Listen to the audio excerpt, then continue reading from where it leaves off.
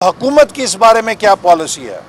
پھر اسی طرح ہم نے حکومت سے مطالبہ کیا تھا کہ وزیر اعظم، وزیر خارجہ، وزیر داخلہ اور D G I S I اس حوالے سے ریاست کی جو پالیسی ہے وہ ایوان کے سامنے پیش کریں تاکہ ایوان ایک انفارم ڈیبیٹ کے ذریعے اس کے اوپر ایسا پرزور اور جامع اور سبسٹینٹیو قرارداد منظور کرے جو کہ حقیقی معنوں میں 22 کروڑ عوام کے جذبات کی نشاندہی کرتے ہوں۔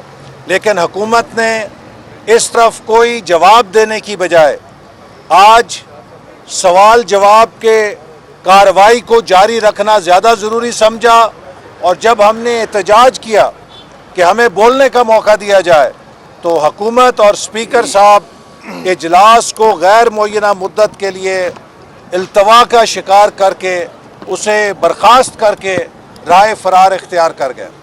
اسی طرح ہم اس قرارداد کے ساتھ ساتھ چاہتے تھے کہ دو اہم مسئلے جن کا پاکستان سے بہت اہم تعلق ہے ان کو بحث میں لایا جائے۔ ابصار عالم صاحب سابق چیئرمین پیمرا پہ قاتلانہ حملہ کیا گیا ہے، یہ پاکستان کی صحافت پہ حملہ ہے، آزادی صحافت پہ حملہ ہے۔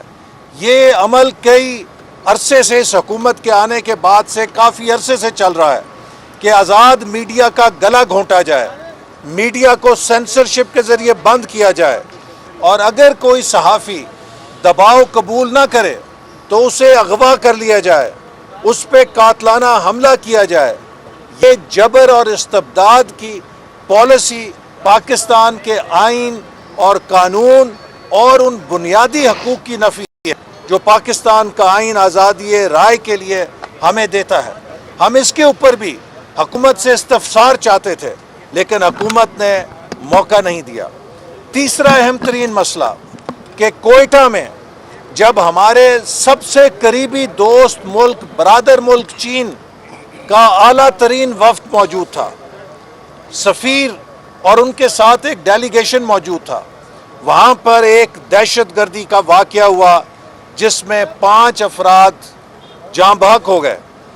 یہ ایک بہت بڑا حملہ تھا، یہ صرف دہشت گردی نہیں تھی، یہ سی پیک کے اوپر حملہ کیا گیا ہے، اور یہ براہ راست حکومت کی نااہلی اور نالائکی ہے کہ پاکستان کے اہم ترین دوست کے سفیر کے دورے کے موقع پر ایسی کارروائی ہو جانا، چونکہ وہ علاقہ نہایت گارڈڈ علاقہ ہے، وہ کوئی عام علاقہ نہیں ہے، اور اس سے پاکستان کی شہرت کو، پاکستان کے امیج کو اور سی پیک کو ناقابل تلافی نقصان پہنچ سکتا ہے۔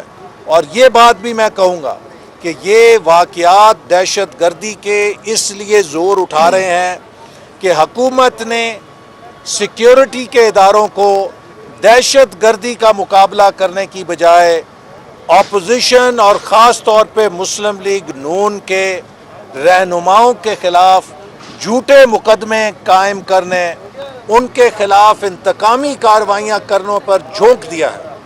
ہمارے زمانے میں یہ ادارے 200% دہشت گردی کے اوپر کام کرتے تھے، سیاسی مخالفین کے خلاف استعمال نہیں کیا جاتا تھا، جس کا نتیجہ تھا کہ پاکستان میں ہم نے دہشت گردی کو شکست دی۔ لیکن پچھلے کئی عرصے سے ہم دیکھ رہے ہیں کہ دہشت گردی دوبارہ سر اٹھا رہی ہے، جس کی وجہ یہ ہے کہ اس حکومت کی ترجیح دہشت گردی نہیں ہے، اس حکومت کی ترجیح اپوزیشن کے خلاف جھوٹے مقدمے، انتقامی کارروائیاں ہیں۔ تو آخر میں پھر کہوں گا کہ ہمارے دل اور جذبات مجروح ہوئے ہیں کہ ایک ایسی قرارداد جو ہر پاکستانی کے دل کے قریب ہے، جو ناموس رسالت صلی اللہ علیہ وسلم کی شان سے تعلق رکھتی ہے۔ میں نے اس دن بھی اسمبلی میں کہا تھا کہ اس سے زیادہ اہم کام کیا ہے کہ جس کو وزیر اعظم کر رہے ہیں اور ایوان کے اندر نہیں ہیں۔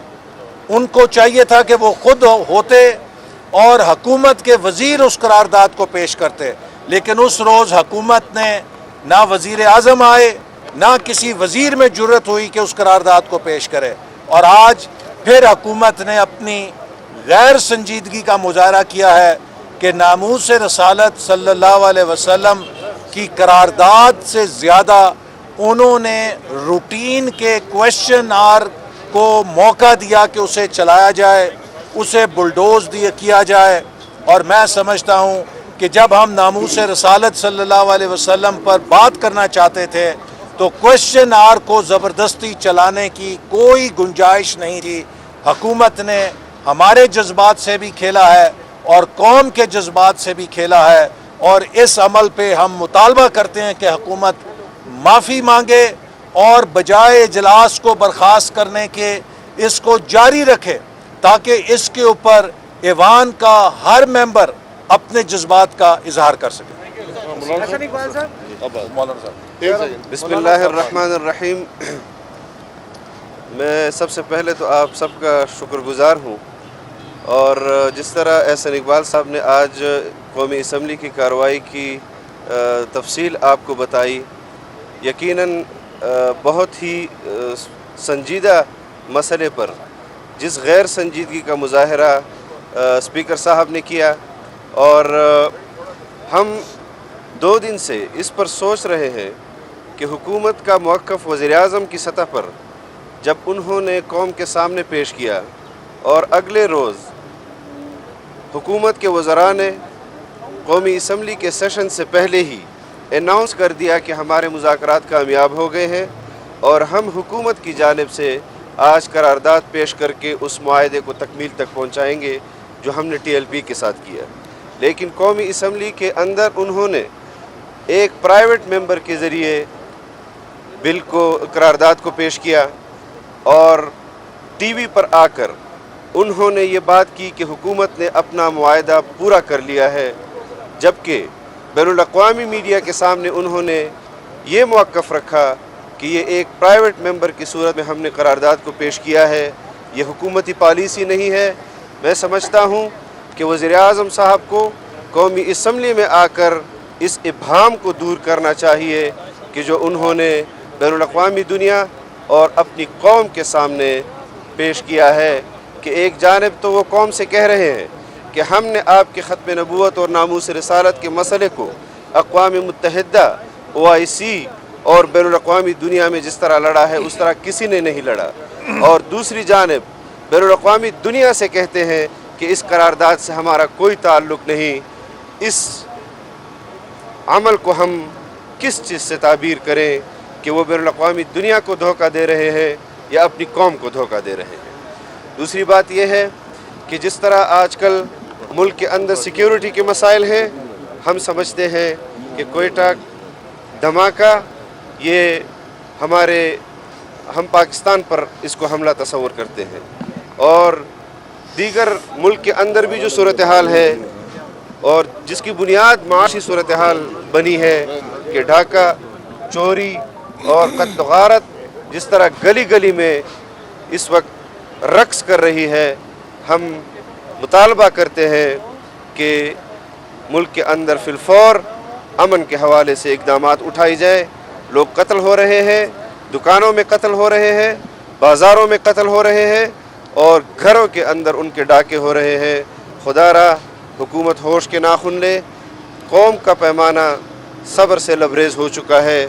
ہم قومی اسمبلی کے اندر قوم کے مسائل کو اجاگر نہیں کر سکتے، ناموس رسالت کے مسئلے پر بات نہیں کر سکتے، ختم نبوت کے مسئلے پر بات نہیں کر سکتے، اور قوم بلبلا رہی ہے۔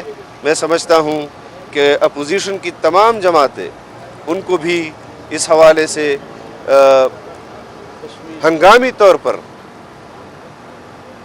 میٹنگ بلانی چاہیے اور دیر نہیں کرنی چاہیے، بلکہ رمضان المبارک کے اندر ہی اس پر غور و خوض کر کے ایک پالیسی دینی چاہیے قوم کے جذبات کی ترجمانی کے لیے۔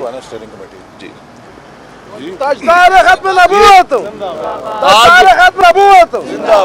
آج آپ کے سامنے حکومتی منافقت کی بدترین مثال آئی ہے۔ اس کی کوئی نظیر پاکستان کی پارلیمانی تاریخ میں نہیں ہے۔ آج हमें तवक्को थी कि एजेंडे पर नामूस रसालत के मामले पर बहस का आगाज़ होगा, एजेंडे पर नहीं रखा गया। हमने ज़ोर दिया कि आज इस बहस का आगाज़ किया जाए। हुकूमत ने राय फरार इख्तियार की। स्पीकर साहब आज तशरीफ़ ही नहीं लाए। हुकूमत का कोई वज़ीर आज ऐवान में नहीं आया। आज कुर्सी सदारत पर एक ऐसे शख्स को बिठाया गया, डिप्टी स्पीकर साहब को, जिनके इलेक्शन को इलेक्शन कमीशन का लदम करार दे चुका है। हाई कोर्ट उसकी तौसीक कर चुका है। जो एक स्टे ऑर्डर पर सुप्रीम कोर्ट से आज असेंबली का मेंबर है, उसको कुर्सी पर बिठाया गया। मैं गुजारिश ये करना चाहता हूँ, मैंने मंगल के दिन भी कहा था कि अगर असेंबली में बात नहीं हो सकेगी, अवाम के मसाइल की बात एक तरफ, अबसार आलम साहब पर हमला एक तरफ, आज़ादी सहाफ़त पर हमला एक तरफ, हम वो बर्दाश्त कर सकते हैं। लेकिन अगर नामूस रसालत पर बात ना हो सके, फिर मैं माजरत से कहूँगा कि वही होगा जिस निशानदेही मैंने मंगल को की थी। फिर अफसोस का इज़हार मत करें। आप क्यों ऐवान से भागते हैं? जो दावे करते हैं कि हम दुनिया के सामने मामले को लेकर जाएंगे, अक़वाम मुत्तहिदा में लेकर जाएंगे, OIC में लेकर जाएंगे, आज वो अपनी कौमी असम्बली में, जो इस मुल्क का सबसे बड़ा इदारा है, नामूस रसालत के मसले पर बहस से गुरेज़ां हैं। इसकी क्या वजह है? किस बात से घबराते हैं आप? और आज वहाँ पर सिर्फ अपोजिशन के लोग नहीं थे, अपोजिशन की तमाम जमातों के लोग थे, हुकूमती बेंच से भी लोग थे, हुकूमत के MNA भी आज मौजूद थे, जो कह रहे थे कि इस नामूस रसालत के मामले पर बहस की जाए। आज हुकूमत किस बात से डर रही है? हमारी मुतालबा है, कल छुट्टी का दिन ज़रूर होगा, लेकिन ये मामला उससे बड़ा है। कल से बहस का आगाज़ किया जाए। एक मुत्तफ़िका करारदाद कौमी असम्बली से आनी चाहिए, ताकि सारे मुल्क को पता चले कि पाकिस्तान की अवाम नामूस रसालत के मामले पर मुत्तहिद है। पाकिस्तान की अवाम एक है। हमारे सियासी मसाइल हो सकते हैं, हमारे इख्तलाफात हो सकते हैं, नामूस रसालत पर कोई दो राय नहीं है मुल्क के अंदर। ये मामला हर पाकिस्तानी, हर मुसलमान के दिल के करीब तरीन मामला है। आज इमरान खान इस मामले से भी भागेगा, इसको हम भागने की जगह नहीं देंगे। ये बात आप याद रखें। मैं फिर मुतालबा करता हूँ कि अगर आज शाम को इजलास नहीं बुला सकते तो कल सुबह इजलास बुलाएं, ताकि ये मामला, आज पूरा मुल्क इंतज़ार कर रहा है कि इस मामले पर कौमी असम्बली कोई मुत्तफ़िका करारदाद पास करेगी, ताकि अब सारी दुनिया के सामने पाकिस्तान के अवाम के जज्बात रख सकें।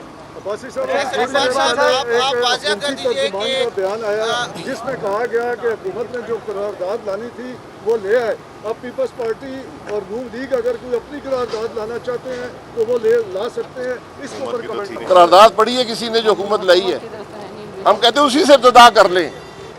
उसमें पहला नुक्ता क्या है, जरा पढ़ लें अपनी करारदाद को। हुकूमत के तर्जुमान जो है, ये अगर हुकूमत ने लाना था तो हुकूमत ने वजीरों ने क्यों पेश नहीं की? वज़ीर आज़म को पेश करनी चाहिए थी। क्या ये मामला इतना मामूली नोयत का है कि वज़ीर आज़म ऐवान में तशरीफ़ नहीं ला सकता, उसके वज़ीर करारदाद नहीं पे सकते?